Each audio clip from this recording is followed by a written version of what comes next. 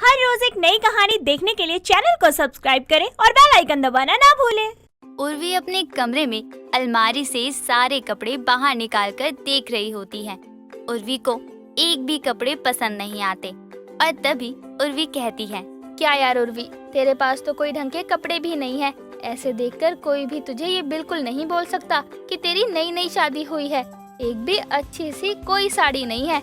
लेकिन कोई बात नहीं, मेरा भी नाम उर्फी है। फैशन के बारे में मुझसे ज्यादा किसी को कहाँ ही पता होगा। अभी मैं पुरानी साड़ियों से एक नया फैशन बनाती हूँ। उर्वी इतना बोलकर अपनी एक साड़ी निकालती है और उस साड़ी के पल्लू को बीच में से कहीं कहीं काट देती है और एक नया ही डिजाइन बना देती है, जो पल्लू तो बिल्कुल भी नहीं लगता। पल्लू में बड़े बड़े छेद हो रखे थे, नाम का ही पल्लू था। उर्वी वही साड़ी पहनकर तैयार हो जाती है और अपने कमरे से बाहर आती है।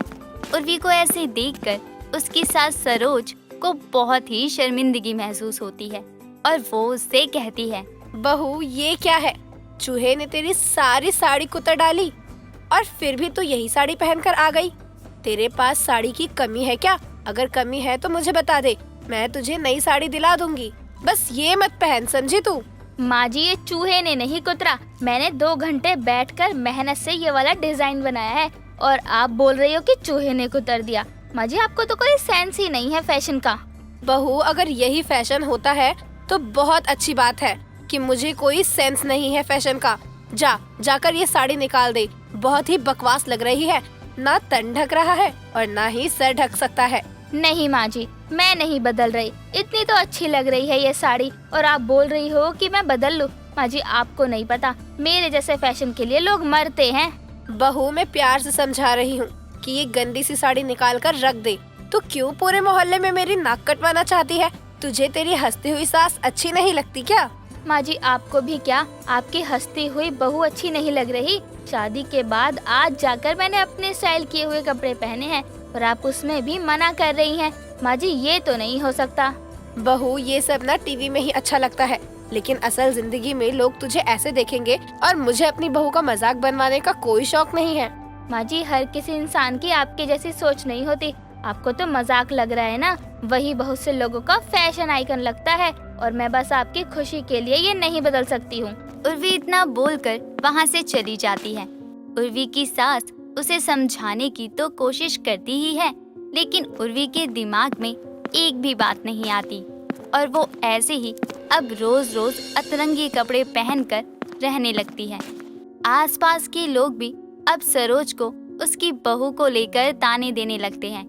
धीरे धीरे ऐसे ही कई दिन निकल जाते हैं। कुछ दिनों बाद उर्वी फिर से अतरंगी कपड़े पहनकर बाजार में सब्जी लाने गई थी।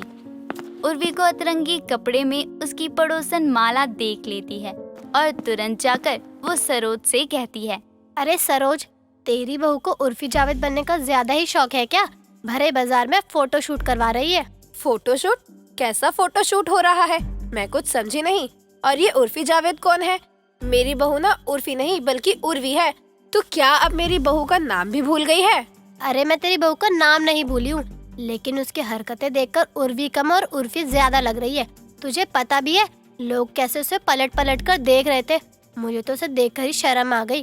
तू पहेली मत बुझा और साफ साफ बता, हुआ क्या है? मुझे कुछ भी समझ नहीं आ रहा है। तेरी बहू बाजार में अतरंगी से कपड़े पहनकर घूम रही थी और ऐसे कपड़े में उसे लोग कितनी गंदी नजर से देख रहे थे।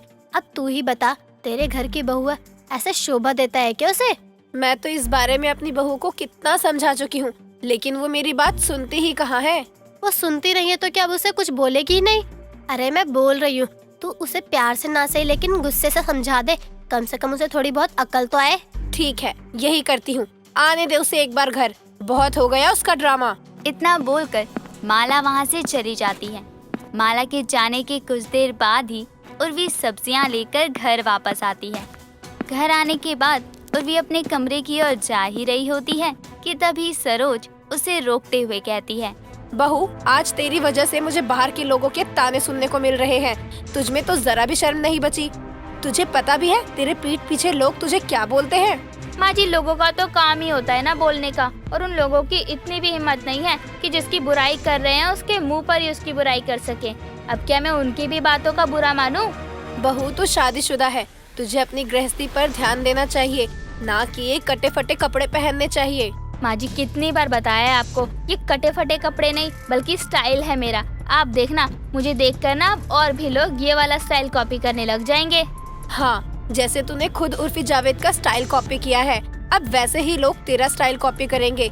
बस यही सिखा। पढ़ाई लिखाई की भी बातें सिखाई जा सकती है लोगों को, लेकिन उनमें तो तुझे शर्म आती है ना। माँ जी शर्म तो मुझे आती ही नहीं है, ये शर्म शब्द मेरे लिए बना ही नहीं है। और आप उर्फी जावेद की बात कर रही हो, माँ जी वो तो फैशन आइकॉन है, मुझे तो बहुत पसंद है उर्फी जावेद। बहू अगर तुझे उर्फी जावेद बनने का इतना ही शौक है तो एक काम कर, अपना बोरिया बिस्तरा बांध और अपने मायके चली जा। वहाँ तुझे जो बनना है बन जाइयो, वहाँ कोई रोक टोक नहीं होगी तुझे। माँ जी मैं यहाँ शादी करके आई हूँ, ये मेरा घर है और मेरा जो मन होगा मैं वही करूँगी। आप मुझे ना ही इस घर से निकाल सकती हो और ना ही अब आगे ऐसी धमकी देना। उर्वी इतना बोलकर अपने कमरे में चली जाती है। सरोज जितनी कोशिश कर सकती थी उतनी कर चुकी थी, लेकिन बात अब सरोज के बस के बाहर हो गई थी। उर्वी अब भी कटे फटे अतरंगी कपड़े पहनकर ही घूमती रहा करती थी। लोग उसका मजाक भी बनाते रहते। कई दिनों तक ऐसा ही चलता है। कुछ दिनों बाद उर्वी अपने पति विकी के साथ उसकी ऑफिस पार्टी के लिए जाती है और वहाँ भी वो उर्वी जावेद स्टाइल में ही गई होती है। तो वहाँ के लोग उर्वी का मजाक भी बनाने लगते हैं और वहाँ विकी को बहुत ही शर्मिंदगी महसूस होती है। विकी को बहुत ही ज्यादा गुस्सा आ जाता है और वो पार्टी से जल्दी ही घर लौट आता है। घर आने के बाद वो अपनी माँ को बुलाता है और उससे कहता है, माँ, आपकी बहू ने मुझे कहीं मुंह दिखाने लायक नहीं छोड़ा है। पता है, मेरे ऑफिस की पार्टी में ऐसे बनकर आ गई थी। अब बताओ, लोग मजाक बनाएंगे ही ना। अरे विक्की जी, आप लोगों की बातों से क्यों परेशान हो रहे हैं? वो लोग आपको सैलरी थोड़ी देते हैं, सैलरी तो आपके बॉस देते हैं ना उन्हें। और उन्होंने मेरी बहुत तारीफ की है। बस करो उर्वी, तुम्हें तो जरा भी शर्म नहीं। मैंने आज तक तुम्हें कभी भी किसी चीज के लिए नहीं रोका है, लेकिन मैं तुम्हारे साथ अब अपना और मजाक नहीं बनवा सकता हूँ। क्या मतलब है आपका विक्की जी कि मेरे साथ और मजाक नहीं बनवा सकते हो? मेरा यही मतलब है कि तुम्हें जैसे रहना है रहो, लेकिन मैं तुम्हारे साथ ऐसे नहीं रह सकता हूँ। अगर तुम्हारा ये उर्फी जावेद लुक अब हमेशा ही रहने वाला है तो तुम अपने मायके जा सकती हो। माँ जी आप विक्की जी को कुछ समझाओ ना, देखो तो जरा ये क्या बातें कर रहे हैं। बहू मैं क्या समझाऊं विकी को। एक समय था ना जब मैं तुझे समझाया करती थी कि मत कर ये सब, लेकिन तूने मेरी बात नहीं सुनी। अब भुगत बैठकर। नहीं माँ जी, मैं आपसे और विक्की जी से बहुत प्यार करती हूँ, मैं आपको नहीं छोड़ सकती हूँ। बहू विक्की ने तो अपनी बात रख दी है, अब ये तेरे ऊपर डिपेंड है कि मानना है या नहीं मानना। अब तक तेरी सास ने तुझे बोला तो समझ नहीं आया, अब पति की बात तो समझ जा। हाँ माँ जी मैं समझ गई, अब मैं आपकी बात से सहमत हूँ। मैं अब कोई स्टाइल करने वाली नहीं हूँ, सिंपल सादे कपड़े ही पहनूंगी, लेकिन मैं आपके साथ ही रहूंगी इस घर में। उर्वी को अपने पति और सास की बात समझ आ जाती है और वो मान भी लेती है। उसके बाद वो उर्फी जावेद बहू से वापस उर्वी बहू बन जाती है। काजल एक बहुत ही चालाक लड़की थी। उसे तरबूज खाना बहुत अच्छा लगता था। उसके घर में जब भी तरबूज आता तो वो सबसे छुपकर चुपके से उसे खा लिया करती। ऐसे ही एक दिन उसकी माँ नीलम सबके लिए 3 बड़े बड़े तरबूज लाई और तरबूज देखकर काजल का भाई शिवम काजल से कहने लगा, देख ले काजल, मम्मी यहाँ 3 बड़े बड़े तरबूज लाई हैं। अगर इसमें से एक भी गायब हुआ ना तब तुझे बताऊंगा। मुझे क्या बताओगे, मम्मी तरबूज खाने के लिए ही तो लाई है, देखने के लिए थोड़ी। मैं तो पहले ही बता रही हूँ, किसी का इंतजार नहीं करूंगी, मैं जाकर खा लूंगी। जिसको खाना है वो भी खा सकता है। मतलब तू मेरी बात नहीं मानेगी ना? इसमें मानने जैसा क्या है, जिसको खाना है खा ले।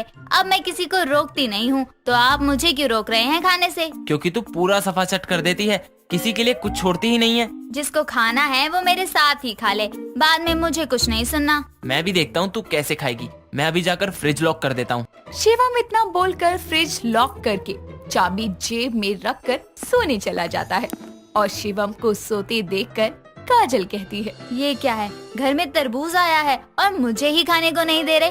भाई को तो अभी बताती हूँ कि मैं क्या चीज हूँ। काजल चुपके से जाकर शिवम की जेब से फ्रिज की चाबी निकालकर तीनों तरबूज खा लेती है और तरबूज के छिलके शिवम के पास ही रख देती है और चुपके से वापस चाबी को शिवम की जेब में डाल देती है और कमरे में सोने चली जाती है।